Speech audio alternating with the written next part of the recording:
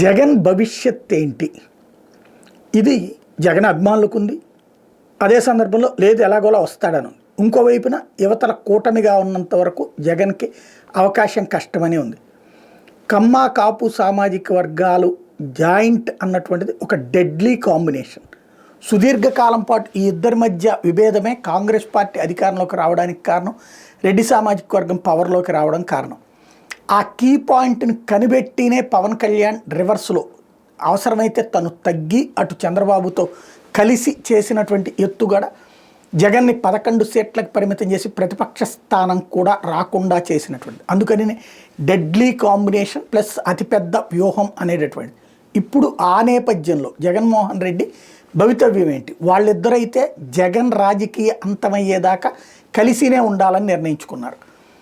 అది అవసరమైతే ఇంకా 21 స్థానాలు కాదు, ఇంకొక 10 ఇవ్వడానికి చంద్రబాబు సిద్ధంగా ఉంటారు. 10 25 అవసరమైతే 10 తగ్గించుకోవడానికైనా పవన్ కళ్యాణ్ సిద్ధంగా ఉంటాడు. తద్వారా ఇద్దరు ఒకళ్ళకొకళ్ళు త్యాగాలు చేసుకునైనా సరే జగన్ జీవితంలో రాకూడదు మళ్ళీ అన్నటువంటి కసితో ఉంటారు. అట్లాగే చంద్రబాబుని కమ్మ సామాజిక వర్గం పూర్తిగా ఓన్ చేసుకుంటుంది. అలాగే ఇప్పుడు కాపు సామాజిక వర్గం ఉన్నటువంటి మిగతా 7 కులాలు అందులో ఉన్నటువంటి వాళ్ళు ఎవరైతే ఉన్నారో వాళ్ళందరూ ఇటు పవన్ కళ్యాణ్ని ఓన్ చేసుకోవడం కూడా జరుగుతోంది. ఇలాంటి సందర్భంలో మిగతా ఓసీలకు సంబంధించినటువంటి వాళ్ళు అటు భారతీయ జనతా పార్టీని ఓన్ చేసుకోవడం, ఈ ముగ్గురి కాంబినేషన్ అన్నటువంటిది జగన్ రాజకీయ భవితవ్యానికి సవాలే. ఇది ప్రస్తుతం కనబడుతున్నటువంటిది. మరి దాన్ని ఎలా అధిగమిస్తాడు చూడాలి.